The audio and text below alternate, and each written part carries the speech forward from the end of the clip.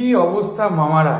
আজকে কথা বলবো রিয়াল মাদ্রিদের নিয়ে। ভাই, রিয়াল মাদ্রিদ কিন্তু খুব একটা ইন্টারেস্টিং ফেজের মধ্যে থেকে যাচ্ছে।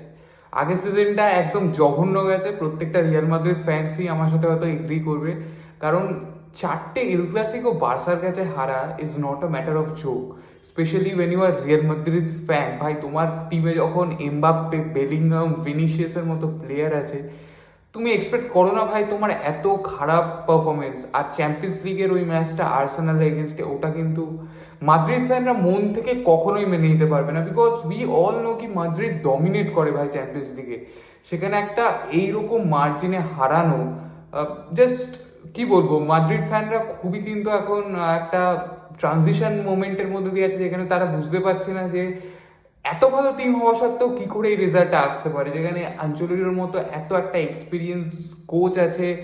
অবশ্যই কিছু ইনজুরিজ বা অন্যান্য জিনিসপত্র এফেক্ট করেছে এই টিমটাকে। তার মধ্যে আমি প্রথম কথা বলবো সেন্টার ব্যাকের সমস্যা। ভাই, এটা জানা কথা ছিল মিলিটাও নেই, রুডিগার বেশ কিছুটা সময় ছিল না লাস্টের দিকে।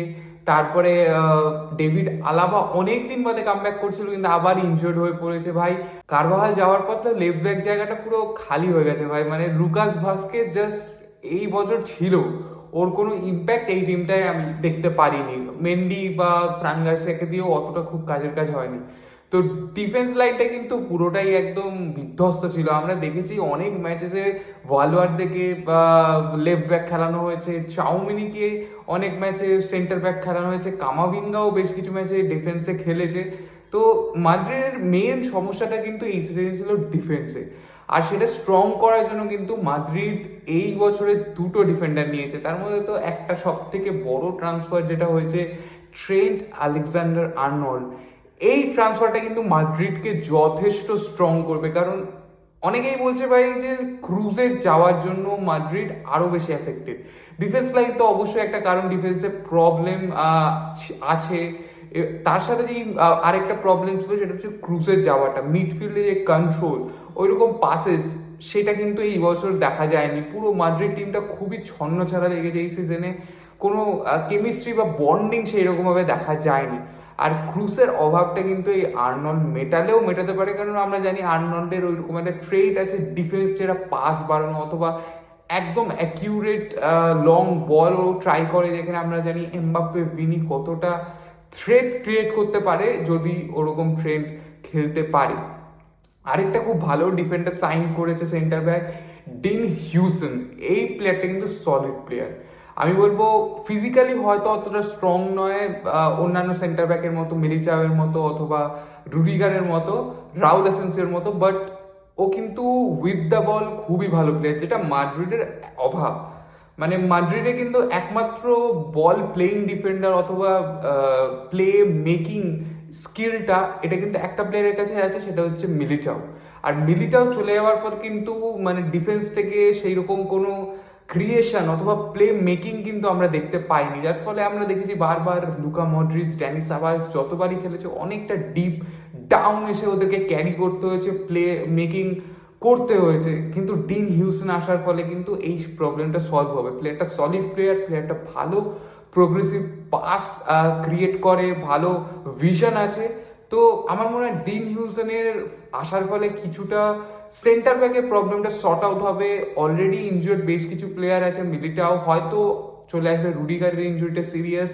তবে ট্রেন্ড আসার পরে কিন্তু দুটো যে ব্যাকের সমস্যা, মানে দুটো ফুল ব্যাক, যেটা একদিকে কারভাল আর একদিকে ট্রেন্ড যদি থাকে, তাহলে কিন্তু একটা ভালো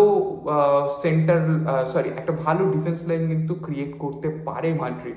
আর সেটাই প্রথম শর্ট আউট করেছে। আমরা জানি যে মাদ্রিদ ডিফেন্ডারের প্রতি অতটাও ভাই ওরা নজর রাখে না, ডিফেন্ডার্স নিতে চায় না, কিন্তু এই সিজনে যে সমস্যাটা সবার আগে এসছে, তার জন্য কিন্তু প্লেয়ার ওরা সিলেক্ট করেছে। আর সব থেকে বড় যে চেঞ্জেসটা হয়েছে সেটা ভাই আমরা সবাই জানি, কোচিংয়ের চেঞ্জ হয়েছে। কার্লো অ্যানচেলত্তির জায়গায় জাবি অলonso এসছে। আর এই জাবি অলonsoর আসাটা কতটা ইম্প্যাক্ট ফেলতে পারে সেটা কিন্তু ডিসকাস করব। জাবি অলonso কিরকম মাদ্রিদের ফরমেশনটা করায় অথবা কিরকম প্লেইং স্টাইল এই টিমটাতে নিয়ে আসে, সেটা দেখার জন্য কিন্তু আমরা সবাই মুখিয়ে আছি। কারণ লেভারকুজেনে যেই রকম অ্যাপ্রোচ জাবি অলonso ছিল, জাবি অলonso কিন্তু অনেকটা নির্ভর করতো তার দুটো ফুল ব্যাকের ওপর, যারা কিন্তু অনেকটা ফ্রিডম পেত, অনেকটা রান মেক করতো, যারা অ্যাকচুয়ালি উইঙ্গার হিসাবে খেলতো। যখন উইথ দ্য বল টিমটা মাঠে নামতো, উইথ দ্য বল থাকতো, ফ্রিম্পং, অ্যালেক্স গ্রিমাল্ডো, এরা কিন্তু প্রচণ্ড ভাই পেসি উইঙ্গার। এদের পেসটাকে ইউজ করা অথবা উইথ দ্য বল এদের থ্রুতে ক্রস বাড়ানো বা উইং দিয়ে খেলা তৈরি করা, এইগুলো কিন্তু জাভি অলonso করতো। মিডফিল্ডে গ্রানিট জাকা, ফ্লোরেন ভির্টজের মতো প্লেয়ার ছিল। তো ওভারঅল এই ট্রেডসগুলো যদি আমি রিয়াল মাদ্রিদে আমি দেখি, তাহলে কিন্তু অনেকটা সিমিলারিটি দেখতে পাবো। এই হিসাবে কিন্তু দুটো যে ফুল ব্যাক আছে, একদিকে ট্রেন্ট আর একদিকে কারভাহাল, দুজনেই কিন্তু উইথ দ্য বল খুবই ভালো। স্পেশালি ট্রেন্টের কথা যদি বলতে পারো, আর ট্রেন্ট যদি জাভি অলonsoর আন্ডারে ওই রকম ফ্রিডমটা পায়, ও কিন্তু খতরনাক হবে ভাই।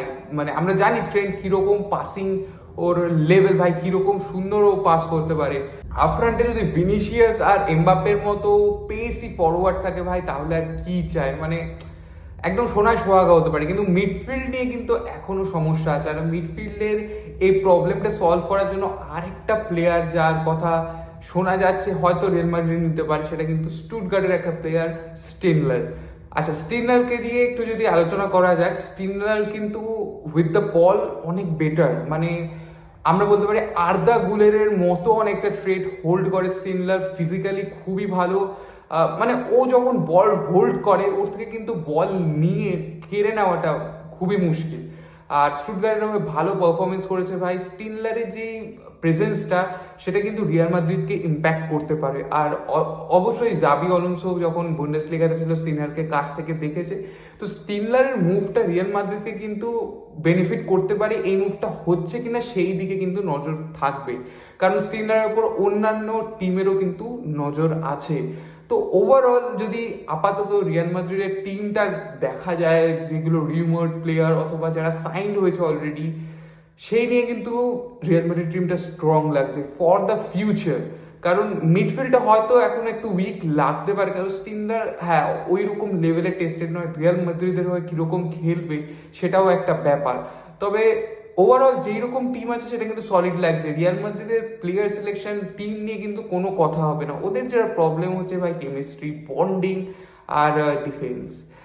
টিমটা কিন্তু অনেক সময় মনে হয় ভাই খুব মানে দু তিনটে প্লেয়ারের ওপর নির্ভর। আগেরবার যেমন পুরো সিজনটা কোর্তুয়া, ভালভার্দে আর এমবাপ্পের ওপর দিয়ে গেছে ভাই। মানে রিয়াল মাদ্রিদ এই সিজনে যেই জায়গায় ফিনিশ করেছে just because of Mbappe. Mbappe না থাকলে কিন্তু টিমটা যে কি পরিণতি হতো তা কিন্তু আমরা জানি না ভাই, কারণ এমবাপ্পে এই রকম পারফরমেন্স রিয়াল মাদ্রিদের হওয়া সত্ত্বেও এই বছরে গোল্ডেন বুটটা জিতে নিয়েছে, মোস্ট গোলস।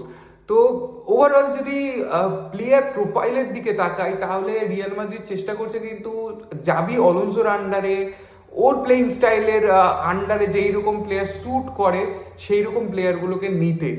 আর জাভি অলonso এই টিমটাকে কিভাবে খেলায়, কিভাবে অ্যাডপ্ট করে, আমরা অবশ্যই ক্লাব ওয়ার্ল্ড কাপ থেকে একটা ভাই ওর শুরু হবে ওর জার্নি। হ্যাঁ, ক্লাব ওয়ার্ল্ড কাপটা অনেক আর্লি, কারণ একটা মাসের জাস্ট টুর্নামেন্ট, ওখানে নকআউট টুর্নামেন্ট। হয়তো আমি আশা করছি না রিয়াল মাদ্রিদ খুব ভালো বা পজিটিভ কিছু শো করবে ক্লাব ওয়ার্ল্ড কাপে, বাট যখন থেকে প্রপার সিজনটা স্টার্ট হবে আগস্ট থেকে, সেখান থেকে কিন্তু দেখতে হবে ভাই জাভি অলonso কিভাবে খেলায়। আর আমার মনে হয় ভাই জাভি অলonso পজিটিভ রেজাল্ট করতেই পারে। Xavi Alonso is a very good coach, মানে one of the best young coach in football world right now ভাই। মানে ওর মতো প্রডিজি প্লেয়ার হিসাবে তো আমরা জানি ভাই সবাই কীরকম ছিল। ওর যদি ফিলোসফি দেখো, লেভারকুসেন, আচ্ছা লেভারকুসেনকে অনেকেই বলে ভাই টিমটা কিন্তু বুন্ডেসলিগাতে কম্পিট করতো, এমন না যে কোনো ফেয়ারি টেল হয়ে গেছে যে একদম 17-18 নম্বর টিমকে ও চ্যাম্পিয়ন করে দিয়েছে, এমনটা নয়। কিন্তু এর এগেনস্টেও কিছু আছে ভাই। তুমি যদি প্লেয়ার সিলেকশনের কথা বলো, এই Jeremie Frimpong, Alex Grimaldo, Granit Xhaka, যে কিন্তু ভাই ফিনিশ প্লেয়ার ছিল, মানে আর্সেনালে থেকে ট্রান্সফার করে ওকে নিয়ে আসে, ফ্লোরিন ভির্টজের মতো প্লেয়ার আমাদের সামনে রাখে ভাই।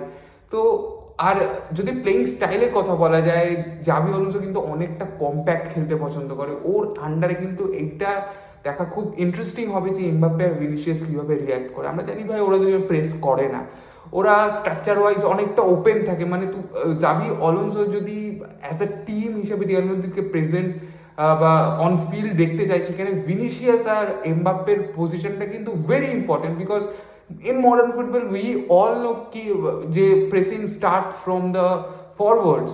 তো ওখানে ভিনিসিয়াস কি করছে, ভিনিসিয়াসের অ্যাপ্রোচ অথবা এমবাপ্পের অ্যাপ্রোচ, সেটা কিন্তু দেখতে হবে।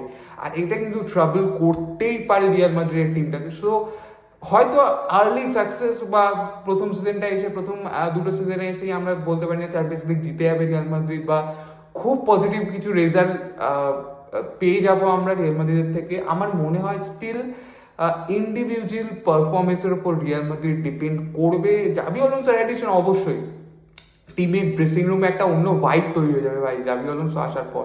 কারণ অ্যাজ আ প্লেয়ার হিসাবে প্রত্যেকটা প্লেয়ার সম্মান করে জাভি আলোনসোকে, জানে ভাই লেভারকুসেনের সাথে কি কাজ করেছে জাভি। তো আমার মনে হয় যে ড্রেসিং রুমের মুডটা কিছুটা চেঞ্জ হবে। ওইদিকে প্লেইং স্টাইলটা অ্যাডপ্ট করতে কত টাইম লাগে সেটাই কিন্তু দেখার বিষয় হবে। স্টিল আমি মনে করি একটু টাইম লাগবেই রিয়াল মাদ্রিদকে to form the best shape. But এখনও হয়তো ইন্ডিভিজুয়াল ব্রিলিয়েন্স ভাই এমবাপ্পে, ভিনি, ট্রেন্ট, বেলিংহাম এদের ওপর অনেকটা ডিপেন্ডেন্ট থাকবে। তো এই ছিল ভাই আজকের ভিডিও। রিয়াল মাদ্রিদের ট্যাকটিক্যাল অ্যানালাইসিস মোটামুটি করার চেষ্টা করলাম। হ্যাঁ, নিউমেরিক্যাল অ্যানালাইসিসগুলো, নিউমেরিক্যাল ডেটা আমি তুলে ধরলাম না, কারণ it doesn't matter until the team doesn't play.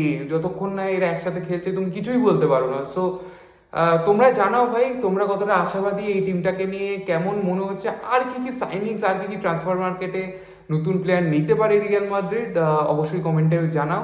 দেখা হচ্ছে পরের ভিডিওতে। See you in the next video.